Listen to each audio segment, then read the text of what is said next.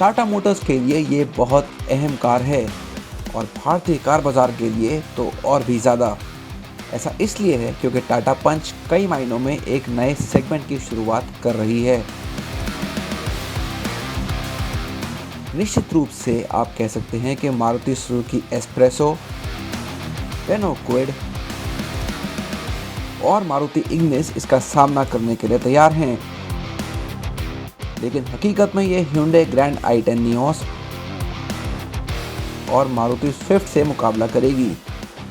हाँ, ये हैचबैक खरीदार को लुभा रही है और शायद जल्द आने वाली Citroen C3 और Hyundai Casper को भी निशाना बना रही है। अगर सफल हुई तो टाटा पंच वाकई में एक नई सोच को जन्म देगी, माइक्रो एसयूवी। पंच को एक एसयूवी की तरह आकार दिया गया है, फिर भी ये केवल 3827 मिलीमीटर लंबी और 1615 मिलीमीटर ऊंची है। ये इसे क्विड से बड़ा बनाता है और ग्रैंड i10 नियोस से भी। हालांकि Hyundai का व्हील बेस 5 मिलीमीटर ज़्यादा है। हमारे पास मौजूद कारें डुअल टोन रूफ के साथ सबसे महंगे ट्रिम हैं। मैनुअल काले रंग की छत के साथ मीटियोर ब्रॉन्ज में है, जबकि AMT को सफ़ेद छत के साथ टोर्नेडो ब्लू रंग में तैयार किया गया है। नीला और लाल केवल सबसे महंगे वेरिएंट पर ही मिलेंगे। सिद्धार्थ, शुभम और मैं आपको कार के बारे में सब कुछ बता रहे हैं। सबसे पहले मैं आपको याद दिला दूं टाटा के HBX कॉन्सेप्ट की। ये एक झलक है इस कॉन्सेप्ट कार की जो कि हमने सबसे पहले देखी थी 2020 के ऑटो एक्सपो में। और अब आइए पंच पर, क्योंकि आप देख सकते हैं कि दोनों में बहुत सारी सिमिलैरिटी है। बिल्कुल दिखने में ये कार कॉन्सेप्ट कार की तरह ही है और ये एक वादा था टाटा का जो मेरे ख्याल से कंपनी ने काफ़ी खूबी से निभाया है। सबसे पहले तो आप अगर इसका चेहरा देखेंगे तो आपको इसमें नेक्सॉन, हैरियर, सफारी इन तीनों कार्स की एक झलक इमीडिएटली दिखाई देगी, क्योंकि ये है भी उसी फैमिली की एक कार। इसका लेकिन जो अलग एलिमेंट है एक तरह से, वो सबसे ज़्यादा मेरे ख्याल से जो आपको अलग लगेगा वो है ये फ्रंट ग्रिल एलिमेंट, जो कि एक पूरा प्लास्टिक पैनल है। इसमें सिर्फ ये 3 गैप्स हैं और नीचे भी ट्राई एरो पैटर्न का काफ़ी इस्तेमाल किया गया है। इस बम्पर में आपको थोड़ी सी प्लास्टिक की फील नज़र आएगी, लेकिन ओवरऑल गाड़ी का जो लुक है वो बिल्कुल एक SUV का ही है। हमें टाटा मोटर्स के डिज़ाइनर मार्टिन उलरिक से बात करने का मौका मिला, जिन्होंने हमें कार को करीब से दिखाया। उन्होंने कहा कि उनका इरादा कार के SUV चरित्र को बहुत स्पष्ट रूप से दिखाना था। कार को बैच करने का ये तरीका इन दिनों दुनिया भर में बहुत चलन में है। और हाँ, हमें खुशी है कि कंपनी ने कार का नाम हॉर्नबिल नहीं रखा। ये जो LED DRL है वो सिर्फ क्रिएटिव यानी कि टॉप वेरिएंट पे ही आपको मिलेगा। बाकियों में डिज़ाइन तो सेम है, लेकिन यहाँ पे आपको सिर्फ एक इंडिकेटर LED मिलेगा। और जो बाकी वेरिएंट्स हैं वो हैं प्योर, एडवेंचर और अकम्प्लिश्ड। सभी में थोड़े से स्टाइलिंग के भी फ़र्क है, लेकिन ज़्यादातर कार का जो लुक है वो ऐसा ही है। ये जो 2 टोन आप देख रहे हैं यहाँ पे वो सिर्फ टॉप एंड में ही आपको लेकिन मिलेगा। या तो आप ब्लैक 2 टोन ले सकते हैं या फिर वाइट, बॉडी कलर पे वो डिपेंड करता है। ओवरऑल 7 कलर हैं इस कार में। LED का इस्तेमाल टेल लाइट क्लस्टर में भी है और आप ये फिर से एक ट्राई एरो पैटर्न इसमें देख सकते हैं। ये भी सिर्फ LED टॉप 2 वेरिएंट्स में ही आपको मिलेगा, लेकिन ओवरऑल शेप और डिज़ाइन वैसा ही है दूसरे वेरिएंट्स में भी। और इसका जो हाउसिंग है लाइट का, यानी कि यहाँ पे जो आप देख सकते हैं मेटल का शेपिंग, ये बहुत अलग है। और ये मेरे ख्याल से कार का सबसे ज़्यादा डिस्टिंक्टिव फीचर जो आप कह सकते हैं इसका एक सिग्नेचर है, वो मेरे ख्याल से इससे उभर के आएगा, क्योंकि ये बहुत ही अलग है और किसी कार से आप इसकी तुलना नहीं कर सकेंगे। ये जो पंच लिखा हुआ है पीछे, मेरे ख्याल से ये आजकल एक ट्रेंड बन गया है। काफ़ी कार्स में आप देखते हैं कि ऐसे स्पेसिंग के साथ गाड़ी का नाम साइड पे नहीं लेकिन बीच में दिया गया है, और यहाँ पंच में भी आप यही पाएंगे। ओवरऑल SUV लुक जो मैं आपको पहले कह रहा था, ये जो क्लैडिंग है, स्क्वेरिश व्हील आर्चेज़ हैं और 16 इंच के व्हील्स टॉप एंड में एलॉयज़, मेरे ख्याल से इन चीज़ों की वजह से और 187 मिलीमीटर्स का जो ग्राउंड क्लियरेंस है उसकी वजह से भी SUV लुक पूरी तरह से कंप्लीट है। पंच कुल मिलाकर 4 ट्रिम्स में आई है। प्योर, जिसमें dual airbags, isofix, central locking, tilt steering, दरवाजों पर 90 डिग्री ओपनिंग, अगली ग्रिल पर क्रोम और हेडलैम्प हाउसिंग, अगली रो में पावर विंडो और 15 इंच के स्टील व्हील्स हैं। इसके बाद है एडवेंचर लाइन, जो 16 इंच के स्टील रिम्स के साथ आती है। आपको यहाँ 4 इंच की infotainment screen, steering mounted controls, electrically adjust होने वाले शीशे, USB पोर्ट और पीछे की तरफ पावर विंडो भी मिल जाएगी।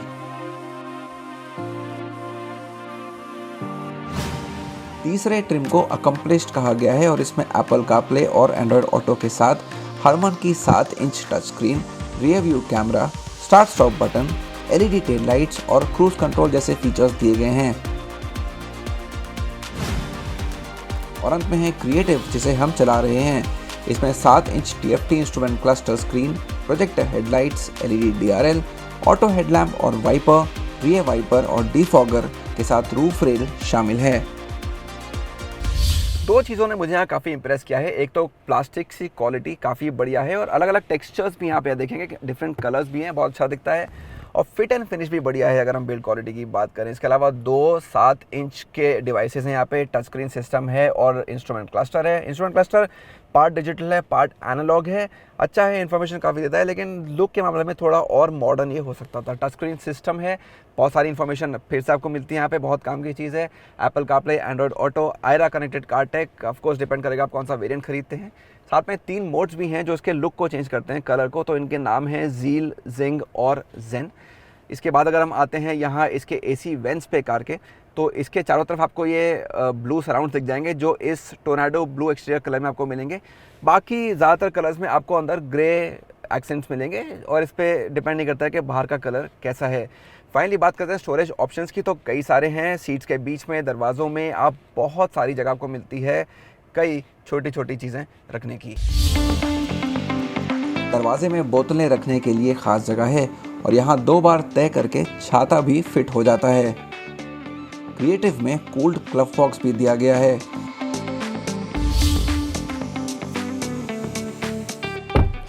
पंच की सेकंड रो में लेग रूम इतना बुरा भी नहीं है, आप इस सेगमेंट में से ज़्यादा उम्मीद कर भी नहीं सकते हैं, लेकिन ज़्यादा इंप्रेसिव मुझे लगी इसका थाई सपोर्ट। सीट काफ़ी बड़ी है और हेडरूम भी काफ़ी अच्छा है। आपको यहाँ पे सेंटर आर्मरेस्ट और एडजस्टेबल हेडरेस्ट मिल जाएंगे, डिपेंड करता है आप कौन सा वेरिएंट खरीदते हैं उसके ऊपर। और फ्लोर टनल भी ऑलमोस्ट फ्लैट है AMT होने के बावजूद। तो प्रैक्टिकलिटी के मामले में सेकेंड रो काफ़ी अच्छा परफॉर्म करती है।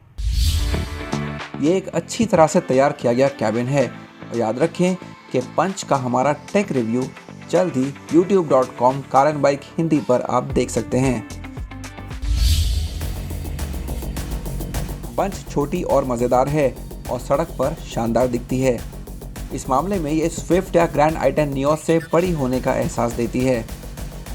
यहाँ अकेला इंजन 1.2 लीटर का रेवोट्रॉन पेट्रोल है।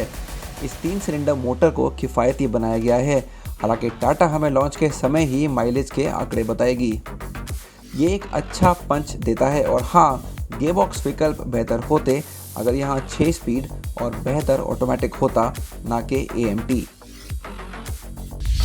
पंच में ऐसा काफ़ी कुछ है जो कि आप कह सकते हैं कि अच्छा है। गाड़ी की प्रशंसा करना बहुत मुश्किल नहीं है, लेकिन जी हाँ, कुछ चीज़ें हैं जो मैं सबसे पहले बता देता हूँ ताकि फिर उसके बाद हम अच्छी चीज़ों के बारे में बात कर सकते हैं। और फर्स्ट अप मैं ये कहूँगा कि अगर कंपनी थोड़ा दूर की सोचती तो फिर शायद एक टर्बो इंजन का विकल्प होना ज़रूरी था, क्योंकि मार्केट में देखें तो काफ़ी कारों में आजकल एक सेकंड ऑप्शन दिया जाता है जो कि ज़्यादा पावरफुल, ज़्यादा रिफाइंड होता है। तो शायद एक टर्बो की ज़रूरत थी। दूसरा कहना होगा कि ये जो 3 सिलेंडर इंजन है वो आपको याद दिलाता रहेगा कि ये एक 3 सिलेंडर इंजन है, क्योंकि इसकी जो आवाज़ है वो बहुत डिस्टिंक्ट होती है और वो थोड़ी बहुत कैबिन में फ़िल्टर हो जाती है, लेकिन ऑन द होल कैबिन की रिफाइनमेंट और जो साउंड डैम्पिंग है वो बहुत अच्छी तरह से किया गया है। और यहाँ मैं पलटूंगा सारी अच्छी चीज़ों पर, क्योंकि काफ़ी कुछ है जो कि आप कह सकते हैं टाटा मोटर्स से हम एक्सपेक्ट नहीं करते थे। ओवरऑल रिफाइनमेंट इंजन का भी, गियरबॉक्स का भी, मैं काफ़ी इम्प्रेस्ड हूँ। दूसरी बात, जो ये गियर शिफ्ट है उसका जो मूवमेंट है और ओवरऑल जो इसका फील है वो भी बहुत स्मूथ है, बाकी टाटा कारों से बहुत बेहतर। स्टीयरिंग सेम थिंग, बहुत ज़्यादा बेहतर रिफाइनमेंट भी है इसमें, और जो ओवरऑल इसकी ऑपरेशनल फील है वो आपको बहुत स्मूथ लगेगी, बहुत प्रिसाइज भी। और फाइनली राइड क्वालिटी और हैंडलिंग के मामले में भी मेरे ख्याल से पंच टाटा की अब तक सबसे बेहतर कार है, जो मुझे उम्मीद थी उससे कहीं आगे। सेगमेंट, आकार और कीमत को ध्यान में रखें तो पंच काफ़ी उत्साहित करती है।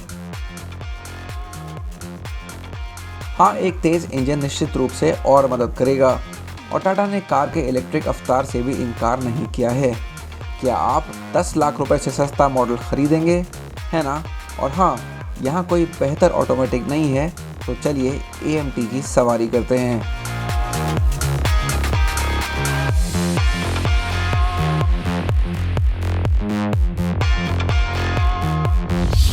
फर्स्ट गियर से सेकंड और सेकंड से थर्ड, यहाँ पे आपको AMT होने का एहसास ज़्यादा मिलेगा, क्योंकि थोड़ा सा वहाँ पे हेजिटेशन और थोड़ी सी रुकावट आपको महसूस होगी गाड़ी चलाते वक्त। ये मेरे ख्याल से एक खामी है जो कि हर एक AMT में होती है।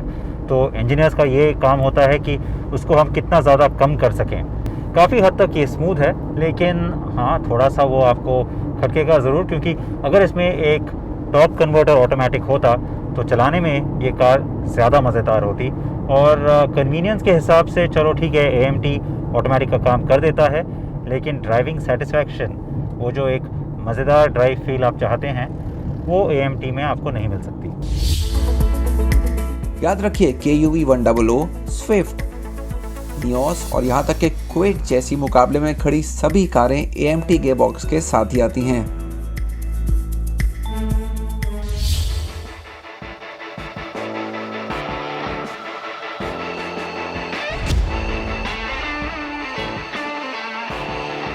पंच में कोई 4 व्हील ड्राइव नहीं है, और फिर भी टाटा इसके ऑफ-रोडिंग के लिए कुछ हद तक तैयार होने का दावा कर रही है।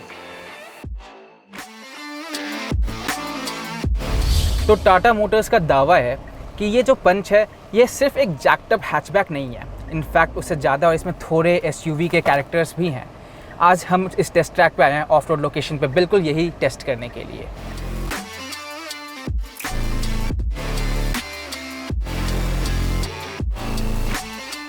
ये सेम 1.2 लीटर का ही इंजन है जो हमने अल्ट्रॉज में देख रखा है, लेकिन इसमें पंच में ये डायना प्रो फंक्शन के में आता है। वो क्या करता है कि इसके लो एंड टॉर्क को इम्प्रूव करता है। तो ऐसे स्टीप एलिवेशन जो अभी हमने जस्ट लिया है, ये लेने में काफ़ी मदद करती है। आपको अच्छा एक टॉर्क वहाँ पर मिलता है, आप पावर बैंड में हमेशा ही रहते हो। इसमें आपको 16 इंच के व्हील्स मिलते हैं, प्रोफाइल भी काफ़ी एडिक्वेट है। तो ये जो ख़राब रास्ते होते हैं, उब्बर खाबर रोड्स होते हैं, उस पर आपको बहुत आराम से ये गाड़ी सेटल मिलती है, और आप इसको आगे आराम से लेके जा सकते हैं। जो इसका 187 मिलीमीटर का ग्राउंड क्लियरेंस है, ये भी काफ़ी हैंडी आता है इस सिचुएशन में। 20.3 डिग्री का अप्रोच एंगल और 37.6 डिग्री का डिपार्चर एंगल ऑफ रोड में काफ़ी काम आता है।